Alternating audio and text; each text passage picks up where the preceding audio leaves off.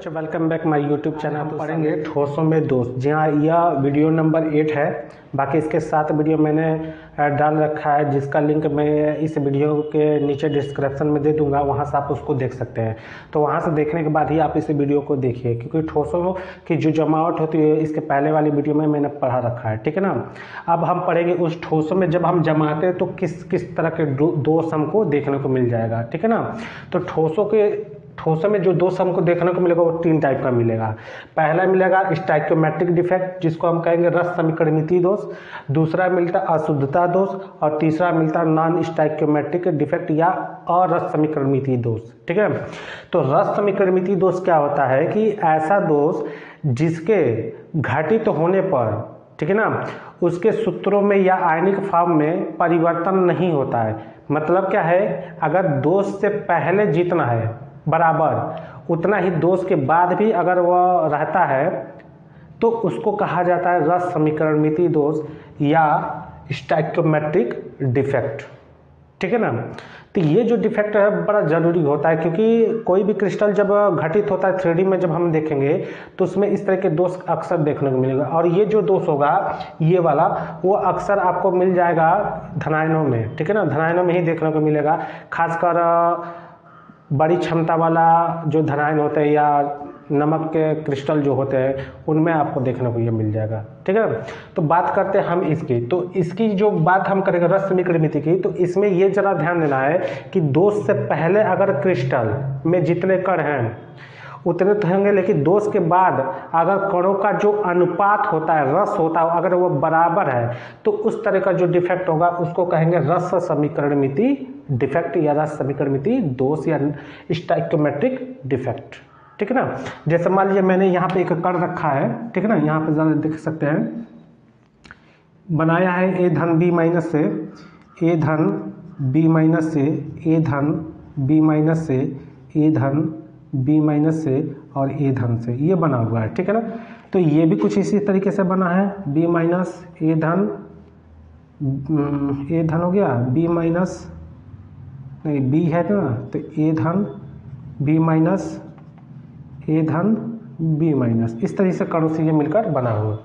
तो इसमें डिफेक्ट हम कैसे देखेंगे, जरा मेरी बात समझिए।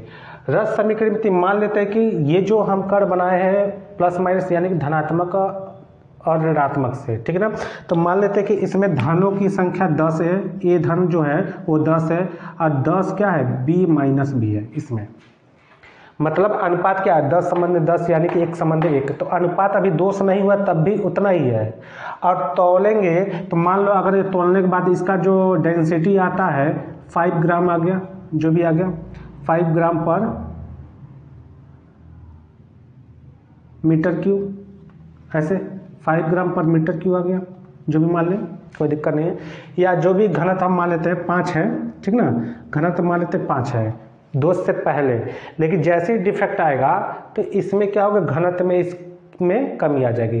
तो वह कमी कहाँ से आएगी वो डिपेंड करता है कौन सा उसमें दोष आ रहा है, ठीक ना। तो अब हम बात करते हैं रस समीकरणितीय दोष की। तो बस ये ज़्यादा ध्यान है, रस समीकरणितीय कहाँ किसको जाएगा कि किसी भी क्रिस्टल के आयनिक क्रिस्टल में उसके धनायनों और ऋणायनों का अनुपात अगर बराबर है तो उसे कहेंगे रस समीकरणितीय दोष।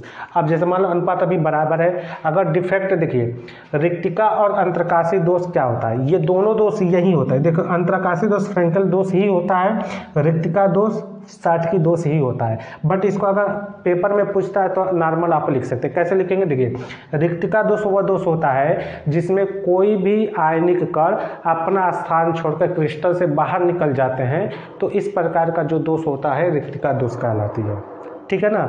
तो इस दोष से क्या बातें होती है कि इस दोष को घटित होने पर क्रिस्टल घनत्व में कमी आ जाती है, जो क्रिस्टल होते हैं विद्युत के चालक बन जाते हैं। तो इसमें क्या होता है कि कणें अपना स्थान छोड़कर बाहर निकल जाती है, जो बिल्कुल साटकी दोष में ही ऐसा देखने को आपको मिल जाएगा, भी मैं बता दूंगा, ठीक है।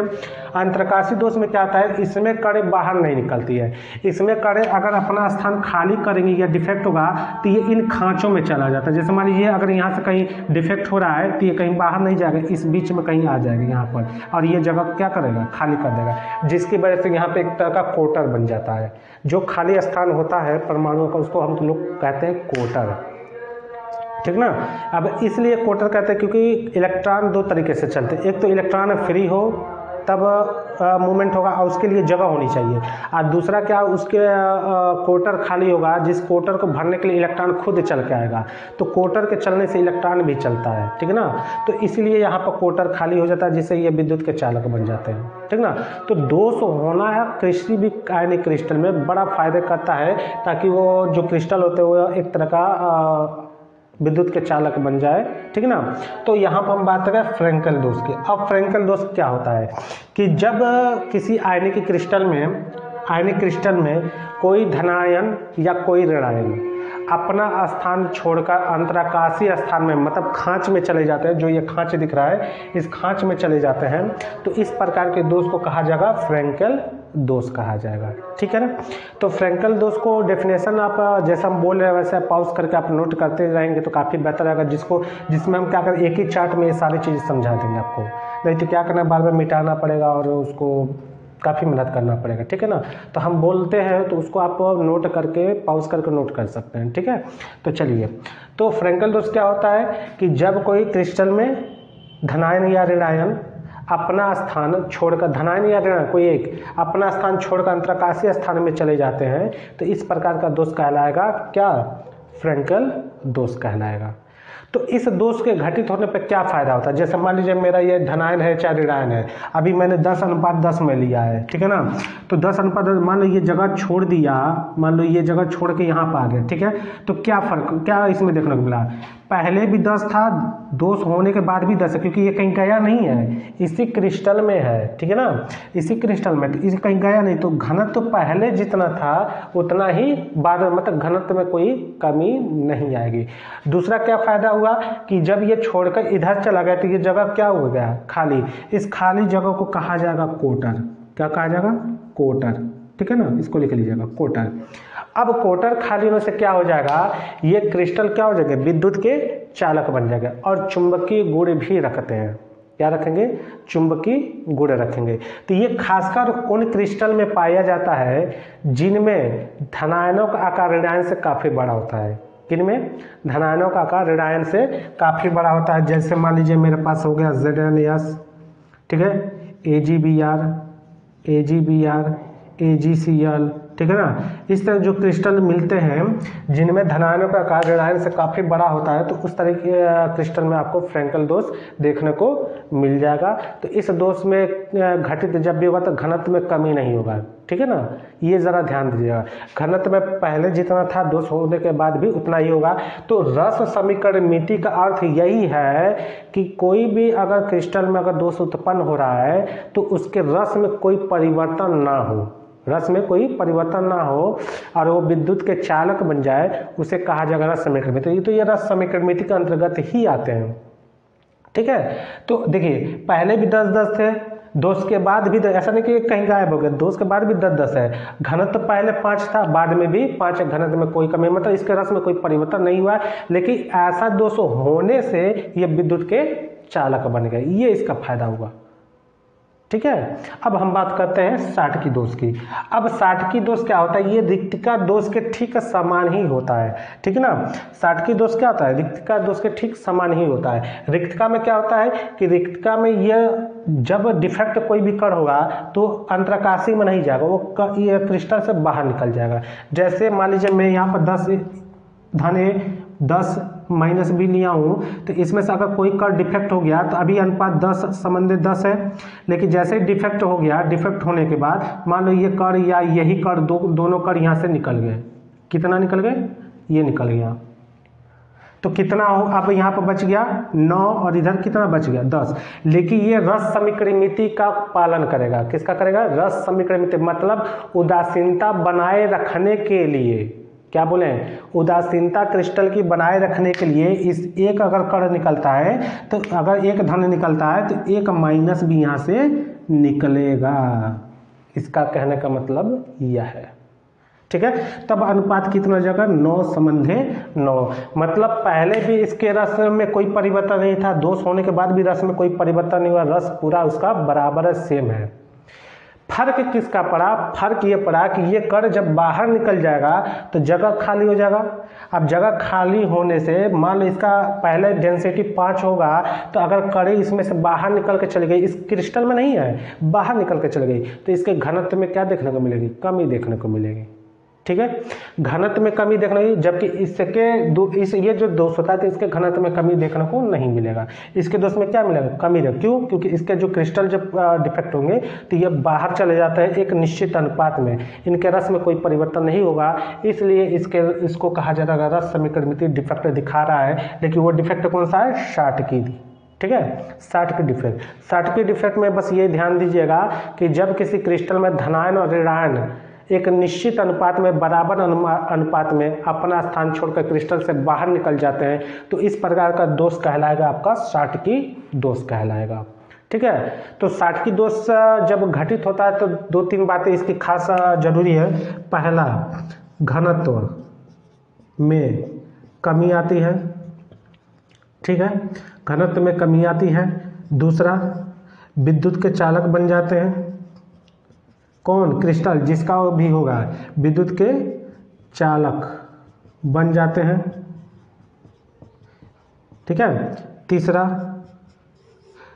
तीसरा इसका होगा यह चुंबकीय गुण रखेंगे, चुंबकीय गुण प्रदर्शित करेंगे। ठीक है ना, इस तरीके से ये कुछ चीज़ें यह डिफेक्ट होने पर यह काम करते हैं, लेकिन उसके पहले नहीं काम करेंगे। ना उसके पहले वो विद्युतीय जनरेट करेगा, ना ही चुंबकीय, क्योंकि इसके पूरे जो कोटर होते हैं आयन से भरे होते हैं। लेकिन जैसे डिफेक्ट होगा तो आयन खाली हो जाएंगे, जिससे ये कोटर की वजह से इलेक्ट्रॉन इसमें आराम से मूवमेंट करने लगेंगे। ये भी इधर चलाएगा तो इसका जगह खाली होगा तो इसमें ए चलाएगा, इसका जगह खाली होगा तो नीचे से बी चला जाएगा, फिर इसका जगह खाली होगा तो नीचे से ये चलाएगा। तो इस तरह से ऋणायन और धनायन अपने में इस कोटर की वजह से क्या करते हैं? लगते हैं गमन करने, जिसके वजह से यह विद्युतीय और चुंबकीय दोनों गुण रखने को रख सकता है। ठीक ना, तो इस तरह के जितने भी ये दोष होते हैं, ये दोष आपके स्टोइकोमेट्रिक डिफेक्ट कहलाते हैं। ठीक है, अब हम बात करते हैं कि अशुद्धता दोष की। ठीक ना, तो इससे पहले, इसको पढ़ाने से पहले थोड़ा सा इसको आप स्क्रीनशॉट या नोट कर लीजिए। फिर बात करते हैं अशुद्धता दोष की, जिसको कहेंगे इम्प्योरिटी डिफेक्ट। अब ये दोष क्या होता है, किस तरह के होते हैं, जरा समझेंगे ध्यान से और नोट भी करते रहेंगे। देखिए, अशुद्धता दोष खासकर कुछ अचालकों में ही देखने को मिलेगा, उसको चालक बनाने के लिए किया जाएगा। ठीक है, जैसे कि अगर हम बात करें 14वें ग्रुप के एलिमेंट की, 14वें ग्रुप के एलिमेंट की, कौन कौन सा 14वें ग्रुप में? कहें शिव जी, सुनो, प्रभु, पीबी, ये मेरे हैं। ठीक है, यानी कि इसमें ये जो 2 तत्व हैं, ये सामान्य अवस्था में क्या होते हैं? अचालक होते हैं। ठीक है ना, सामान्य अवस्था में क्या होते हैं? अचालक होते हैं। जैसे मान लीजिए मेरे पास, अगर मैं किसी क्रिस्टल को पकड़ लूँ, सिलिकॉन या जर्मेनियम, सभी अचालक हैं, ये कह सकते हैं। इसमें जितने भी सभी अचालक हैं। तो अगर मैं सिलिकॉन को पकड़ूँ तो सिलिकॉन के जितने भी कण होते हैं, ध्यान से ज़रा देखिएगा, सिलिकॉन के जितने भी कण हो यहाँ पर हम बनाएंगे तो इनमें क्या फ़र्क देखने को मिलेगा, ज़रा देखिए इसको। ये रहा सिलिकॉन के कण, और ये 14वें ग्रुप यानी कि 4th ग्रुप के एलिमेंट है, 4थे ग्रुप के भी कह सकते हो। तो इसमें 4 बैलेंस इलेक्ट्रॉन इसके होते हैं सबके, कुछ इस तरीके से। या ध्यान से देखिए, बड़ा इंपॉर्टेंट चीज़ है यार। ठीक ना, चारों इलेक्ट्रॉन कुछ इस तरीके से इसके रहेंगे यहाँ पर। तो इसके अगर क्रिस्टल की मैं बात करूँ तो हर इलेक्ट्रॉन किसी न किसी तरीके से दूसरे सिलिकॉन से क्या होगा? जुड़ा हुआ। ज़रा देखो तो अगर कोवैलेंट बॉन्ड में देखें इसको तो कुछ इस तरीके से जुड़ा हुआ। ज़रा ध्यान से देखिए, ये इससे जुड़ा है, ये इससे जुड़ा है, ये इससे जुड़ा है, इससे जुड़ा है, इससे जुड़ा है, इससे जुड़ा है, इससे जुड़ा है, ये एक दूसरे से क्या है? कुछ इस तरीके से यह जोड़े में है। बाकी का जो बच रहा है यहाँ पर ज़रा ध्यान से देखिए, तो ये भी अगर ये क्रिस्टल, मैंने तो अभी छोटा बनाया लेकिन क्रिस्टल काफ़ी स्ट्रक्चर बड़ा बनेगा, तो ये भी क्या है? किसी न किसी तरीके से दूसरे सिलिकॉन से यह क्या होगा? जुड़ा हुआ इस तरीके से। देखिए तो ज़रा ये दिख रहा है ना। तो कहीं भी क्या है? कोई भी इलेक्ट्रॉन यहाँ पर फ्री नहीं है। तो जब इलेक्ट्रॉन ही फ्री नहीं है तो ये इलेक्ट्रिसिटी कहाँ जनरेट करेगा? और ना ही चुंबकीय क्षेत्र जनरेट करेगा। तो इसका मतलब कोई इलेक्ट्रॉन फ्री नहीं, तो ये विद्युत की क्या है? अचालक है। अच्छा, जब विद्युत की यह अचालक है तो इसमें अशुद्धता इम्प्योरिटी डिफेक्ट का मतलब यही होता है कि किसी भी अचालक पदार्थ जो खासकर 14वें ग्रुप को ही लिया जाता है, सभी को नहीं। 14वें ग्रुप के एलिमेंट जितने भी होते हैं इनमें खासकर ये दो ऐसे एलिमेंट हैं जिनमें थोड़ी सी मात्रा में अशुद्धि मिला दी जाए तो ये विद्युत के चालक बन जाते हैं, ठीक ना। तो इन्हीं को ज़्यादातर आप देखो कोई भी डायोड, ट्रायोड या ट्रांजिस्टर या आईसी बनता है तो इन्हीं सब एलिमेंट का ही इस्तेमाल किया जाता है, जिसमें क्या है थोड़ी सी मात्रा में अशुद्धि करके डोपिंग कर दी जाती है। अब यहाँ पे एक शब्द आता है डोपिंग शब्द। डोपिंग क्या होता है कि किसी भी अर्धचालक में, ये क्या है अर्धचालक है, इनको अर्धचालक भी कहा जाता है, लेकिन समान अवस्था में ये क्या है अचालक है। तो अर्धचालक ये क्या करते हैं, जब इनमें डोपिंग कर दी जाती है, और डोपिंग किसका करते हैं, दो तरीके से करते हैं। देखिए इसमें हम डोपिंग करते हैं एक 13वें ग्रुप का एलिमेंट, 13वें ग्रुप का एलिमेंट, ठीक है, और एक 15वें ग्रुप का एलिमेंट, ठीक है, 15वें ग्रुप का एलिमेंट। तो इनमें फर्क क्या है, जरा मेरी बात से। अभी इसमें क्या है, कोई इलेक्ट्रॉन खाली नहीं है। जैसे हम 13वें ग्रुप के इसमें एलिमेंट मिला देंगे तो कुछ इलेक्ट्रॉन इसमें फ्री हो जाएंगे, या 14वें ग्रुप के मिला दे तो कुछ इलेक्ट्रॉन, 15वें ग्रुप के कुछ मिला दे तो इससे विद्युत के चालक बन जाते हैं। तो इनको जब मिलाया जाता है तो थोड़ा सा मिलाया जाए, ऐसा नहीं कि बहुत ज़्यादा ही मिला दें, ठीक है ना, थोड़ा सा मिलाया जाए, जिससे क्या होता है इसके जो कोवैलेंट बॉन्ड इलेक्ट्रॉनों के वो टूट जाए और ये इलेक्ट्रॉन टूट कर फ्री हो जाए, जिससे ये इलेक्ट्रिसिटी आसानी से जनरेट कर सके, ठीक ना। तो इस तरीके जब देखिए, जब 13वें ग्रुप का एलिमेंट 14वें में मिलाया जाता है या डोपिंग की जाती है तो इससे बनने वाला जो क्रिस्टल होता है वो पी टाइप सेमी कंडक्टर बनता है, पी टाइप सेमी कंडक्टर,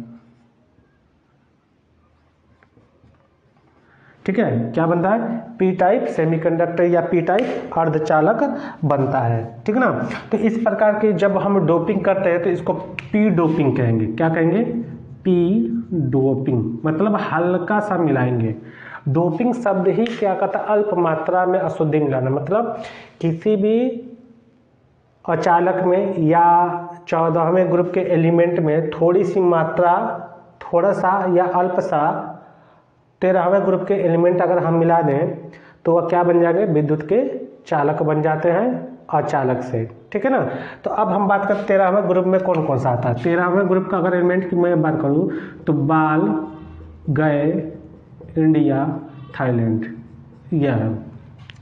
तो इसमें से कोई भी मिला दो, एल्युमिनियम, गैलेनियम, कोई भी मिला दो। तो अगर मैं एल्युमिनियम ही मिला दूं तो इसको अगर मैं पीस लूँ सिलिकॉन के क्रिस्टल को और उसमें एल्युमिनियम भी पीस कर मैं मिला दूं तो कहीं कहीं सिलिकॉन की जगह क्या आ जाएगा, एल्युमिनियम आ जाएगा। ऐसे कहीं कहीं सिलिकॉन की जगह क्या मिल जाएगा, एल्युमिनियम। मान लो यहीं पे आ गया एल्युमिनियम की एक कण, तो एल्युमिनियम के पास कितने इलेक्ट्रॉन होते हैं, 3।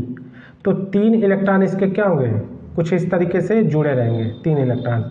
अब एक इलेक्ट्रॉन इस सिलिकॉन का खाली हो गया, ठीक है, और कहीं मान लो यहाँ एल्युमिनियम आ गया यहाँ पर, तो क्या देखने का भाई, एक इलेक्ट्रॉन यहाँ पर खाली हो गया। तो इस तरह के जब इलेक्ट्रॉन इस क्रिस्टल पर रह जाता है, ठीक है ना, कि इलेक्ट्रॉन क्या होता है, क्रिस्टल पर आ जाता है, तो ये इलेक्ट्रॉन कहीं ना कहीं धकेल कर इसको दान ही करेगा। जब मान लो मेरे पास अगर बहुत ज़्यादा इलेक्ट्रॉन है या बहुत ज़्यादा किसी के पास इलेक्ट्रॉन या किसी परमाणु के पास है, तो वो क्या करेगा, उस चीज़ को दान करने की क्षमता रखता है। तो इसके पास इलेक्ट्रॉन ज़्यादा है क्योंकि 3 की ही ज़रूरत थी एल्युमिनियम के साथ, तो 3 किसी न किसी तरीके से जुड़ा है, लेकिन चौथा की ज़रूरत नहीं है एल्युमिनियम के साथ, इसलिए यह क्या करेगा, इसी में रोटेट करता रहेगा। तो क्या अगर कभी इधर ढकेलेगा कभी इधर ढकेलेगा, वो उसके पास, क्योंकि सबकी यहाँ पर बैलेंसिंग बनी हुई है, कोई यहाँ पर ऐसा नहीं है कि उसके साथ बंद बना सके, ठीक ना। तो इस तरीके से इसके ढकेलाव की वजह से ये विद्युत के क्या होंगे, चालक बन जाएंगे, ठीक ना। तो इलेक्ट्रॉन जब ये दान करेगा तो कोई भी परमाणु अगर इलेक्ट्रॉन दान करता है, जैसे मान ली यही दान किया, तो इस पर क्या आता है, प्लस चार्ज आता है, एल्युमिनियम पर 3+ आ गया, 3 इलेक्ट्रॉन दान करेगा। तो इसके पास तो एक ही इलेक्ट्रॉन, एक ही दान करते, एक ही प्लस आएगा, तो उसको प्लस को कहा जाएगा, मतलब क्या है, इस इलेक्ट्रॉन के दान होने पर पॉजिटिव टाइप का इस पर चार्ज आएगा। अब पॉजिटिव टाइप का चार्ज आने से ये पी टाइप क्या बन जाएगा, सेमी कंडक्टर कहलाएगा। तो क्या बोले हैं, 13वें ग्रुप के एलिमेंट 14वें ग्रुप में डोपिंग करने पर, अल्प मात्रा में डोपिंग करने पर यह पी टाइप का सेमीकंडक्टर बनाता है। ठीक है ना, पी टाइप का सेमीकंडक्टर बनाता है। ठीक है, तो ये बातें समझ में आ गई। अच्छा, जब 15वें ग्रुप के मिलाएंगे तो क्या बनेगा, 15वें ग्रुप के जब मिलाओगे तो एन डोपिंग ये कहलाएगा, क्योंकि एन टाइप का इसमें सेमीकंडक्टर मिलेगा। ठीक है ना, एन टाइप सेमी कंडक्टर ये मिलेगा, कंडक्टर। ठीक ना, इस तरह से एन टाइप सेमीकंडक्टर। अब ये कैसा है, जरा मेरी बात सुनिए। 15वें ग्रुप में कौन कौन सा आता है, नाना, पापा, असलम, सब बीमार। ठीक है, ये एलिमेंट है, नाना, पापा, असलम, सब बीमार।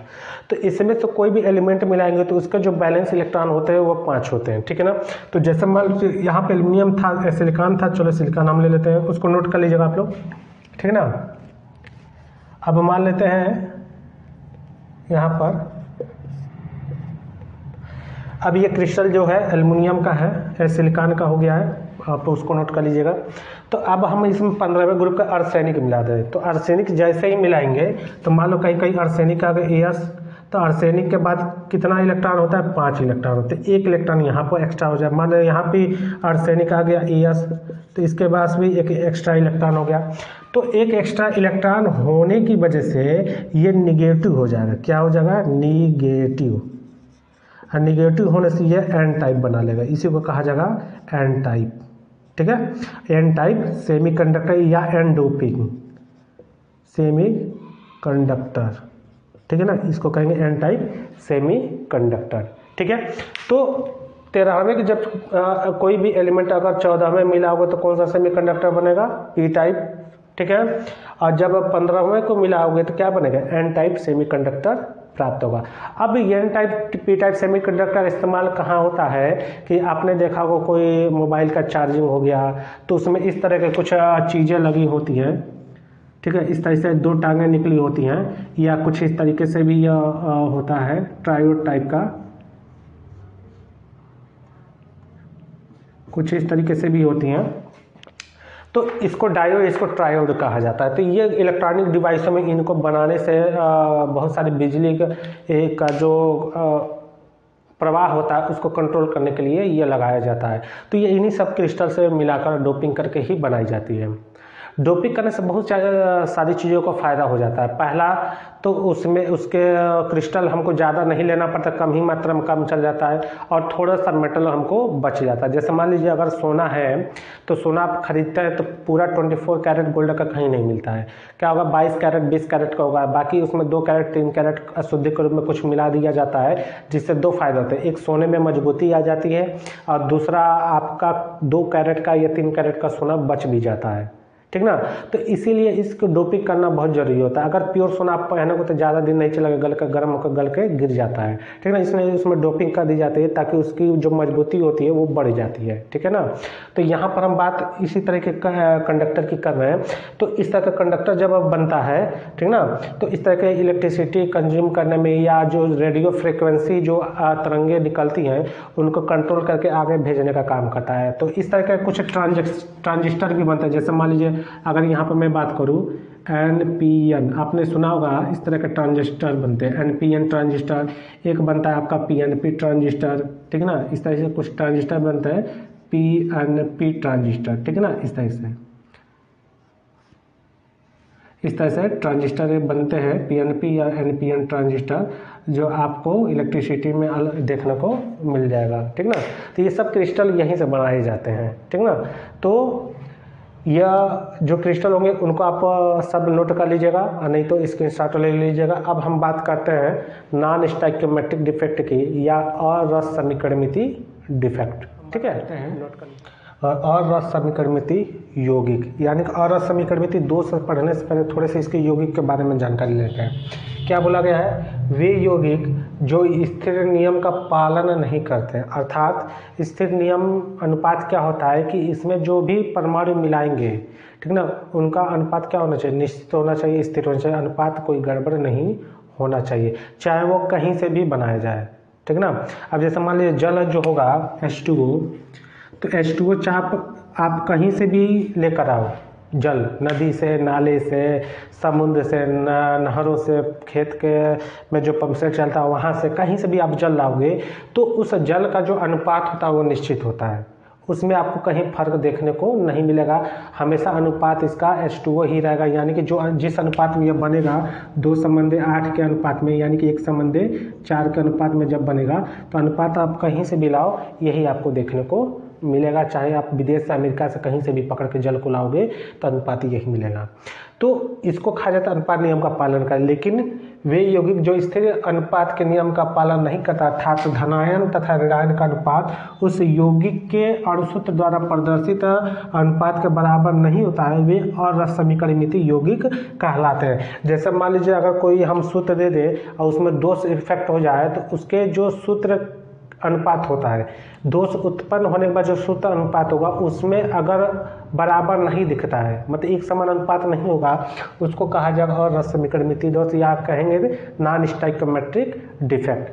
अब ये डिफेक्ट कैसे देखने को मिलेगा यहाँ पर समझिए तो सामान्य संक्रमण अर्थात डी ब्लॉक के तत्व से बने यौगिक, जब भी डी ब्लॉक का कोई तत्व किसी से जुड़ा होगा तो वही यौगिक क्या दिखाएगा और असमीकरणित डिफेक्ट दिखाएगा, दोष दिखाएगा।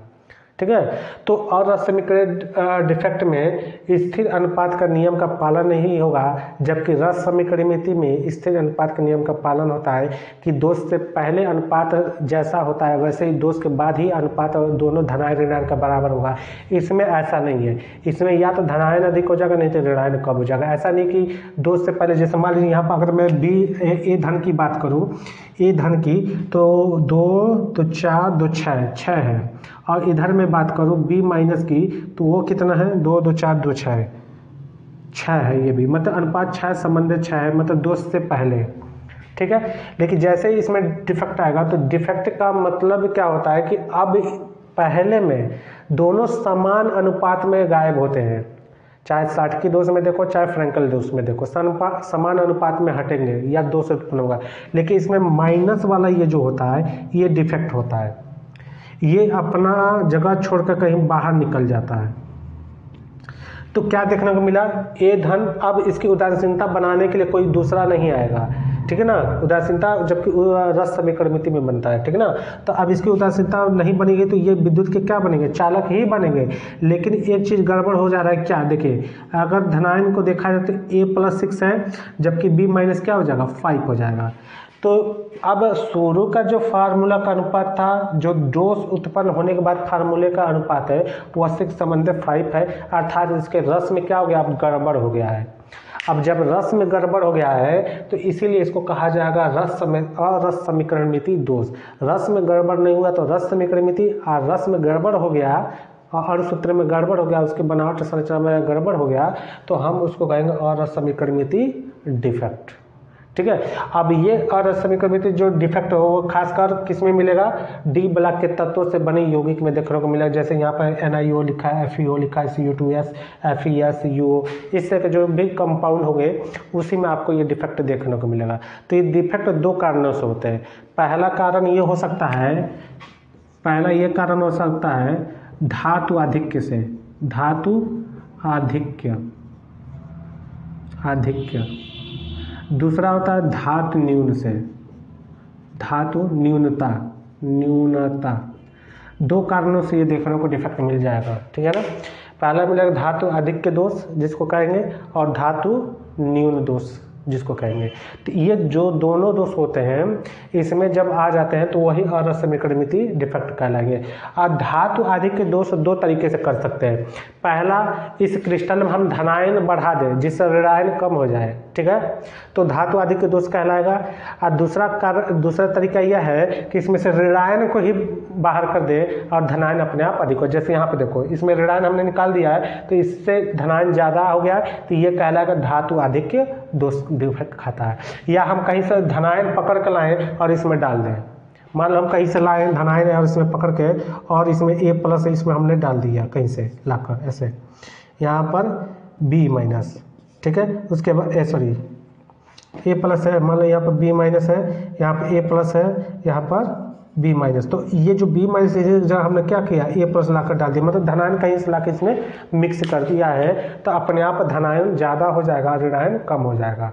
तो धातु आधिक्य दोष क्या होता है कि जब किसी असमीक्रमित यौगिक में जो हम धातु डालते हैं अलग से, या धातु संरचना अलग से बनाकर डालते हैं, तो वह जो क्रिस्टल होता है वो धातु आधिक्य दोष दिखाता है।